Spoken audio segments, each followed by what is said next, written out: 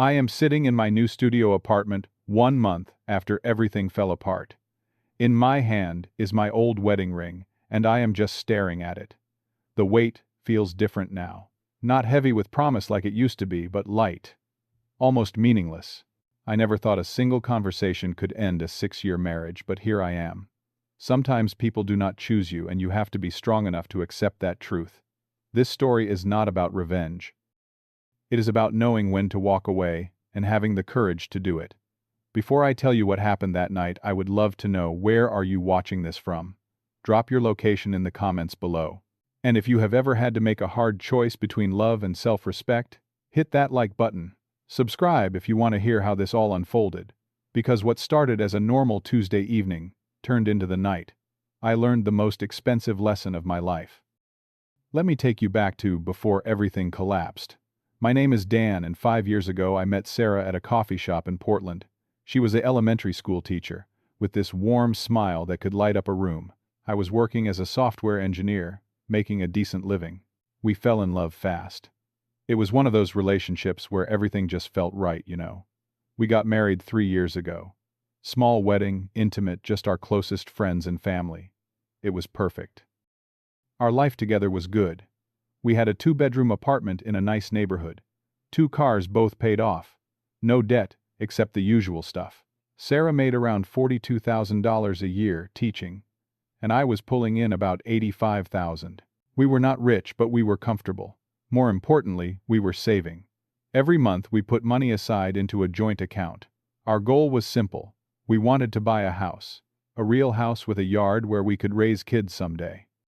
After 3 years of marriage, we had saved $40,000. $40,000. It felt like a fortune to us.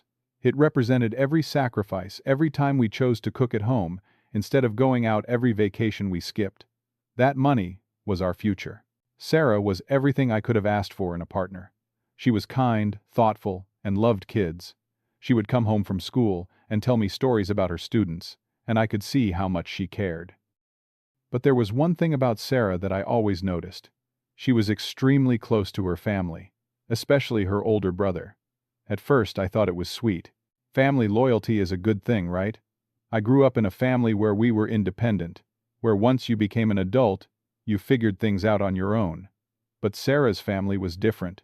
They were always in each other's business, always involved in every decision. And honestly, it made me a little uncomfortable sometimes, but I loved Sarah, so I dealt with it. Her brother Kyle was 32 years old.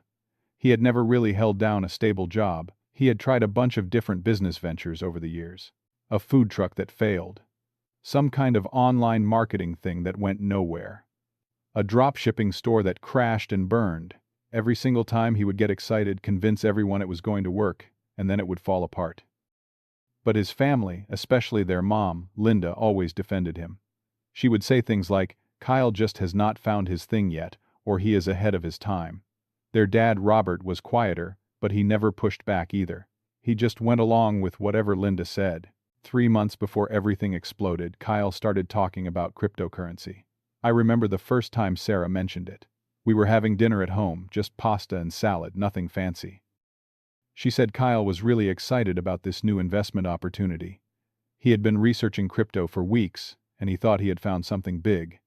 Then she asked me what I thought about cryptocurrency. I was careful with my answer. I told her the truth.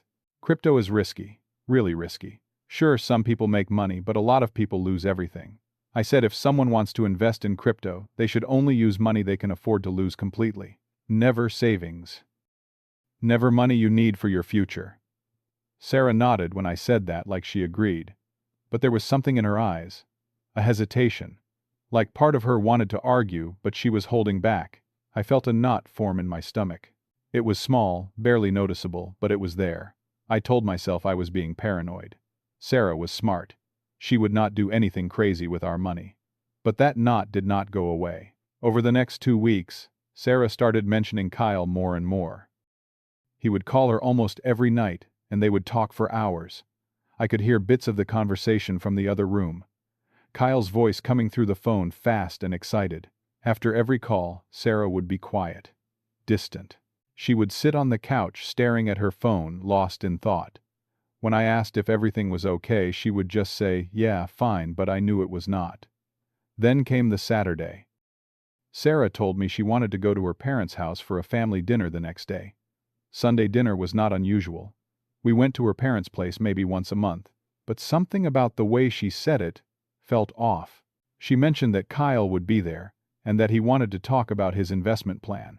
I felt that knot in my stomach tighten. I asked her directly, "Is this about us investing?" She did not answer right away. She just said we should listen to what he has to say. That response terrified me because it was not a no. That night I barely slept.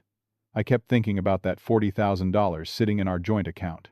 I thought about the little house we had looked at online, the one with the big backyard and the porch. I thought about the future we had planned.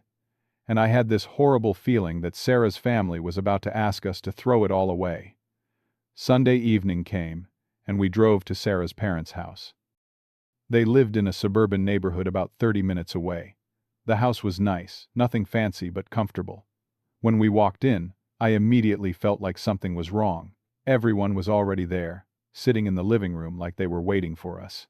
Kyle was dressed in a suit, which was weird because Kyle never wore suits. Linda smiled at me, but it was not her usual warm smile. It was expectant, like she was waiting for something. Robert was sitting in his armchair, quiet as always, looking uncomfortable. We sat down for dinner. Roast chicken, mashed potatoes, green beans. The food was good, but nobody was really eating. The conversation was stiff and awkward. Linda kept complimenting Kyle, talking about how smart he was, how he had been working so hard on this new project. I just nodded and tried to focus on my food. Then, right in the middle of dinner, Kyle opened his laptop and set it on the table. Who does that during a family meal? But nobody said anything. Linda and Sarah just watched him expectantly. Kyle started his pitch. He talked about this cryptocurrency that I had never heard of. Some obscure coin with a name I cannot even remember now. He pulled up charts on his laptop, showing these insane growth projections. He said the coin was going to explode in value. He threw around terms like blockchain technology and decentralized finance, trying to sound like an expert. Then he said the magic words.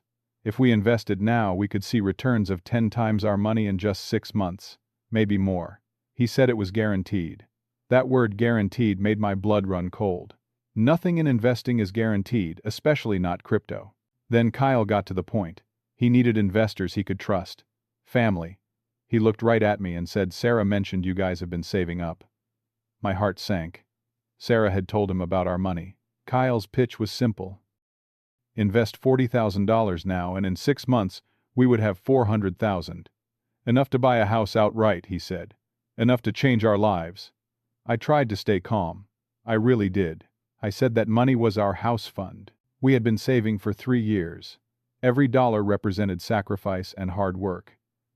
I explained that crypto was too risky, especially some unknown coin. I said we could not gamble our entire future on something so uncertain. I thought Sarah would back me up. I thought she would say, "Yeah, Dan is right, this is too risky." But she did not. Instead, Linda jumped in. She said Kyle knows what he is doing. He has been researching this for months. Kyle looked hurt. He said he was trying to help the family, trying to give us all a better future. Robert just sat there silent, looking down at his plate. And Sarah said maybe we should at least consider it. Those words hit me like a punch to the stomach. I turned to look at my wife and I could not believe what I was hearing. I asked if we could talk privately. Linda immediately said, "This is family. We do not have secrets here." Kyle added, "If you do not trust me, just say it." The pressure in that room was suffocating. I tried to explain one more time. I said this is not about trust, it is about being realistic. I talked about how hard we worked for that money. I reminded them it was our future, our dreams, but I was losing this battle. Linda said I made good money and we could just save up again. Kyle said this was a once-in-a-lifetime opportunity, but if I was too scared to take it, that was on me. They were using every guilt trip, every manipulation tactic in the book. They were making me feel like I was the bad guy for wanting to protect our savings. I looked at Sarah again. I needed her to stand with me.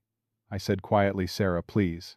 This is our money, our future." She looked between me and her family. Back and forth. Back and forth. And then she said the words that broke my heart. Maybe Kyle is right. Maybe we are being too cautious. I stood up from the table. Everyone went quiet. I was calm, but inside I was screaming. I looked at Sarah and said, I need to hear this from you clearly. Are you asking me to give our savings to your brother for a crypto investment I do not believe in? Sarah hesitated. She looked at her family, then back at me. She said, Dan, do not make this about choosing sides.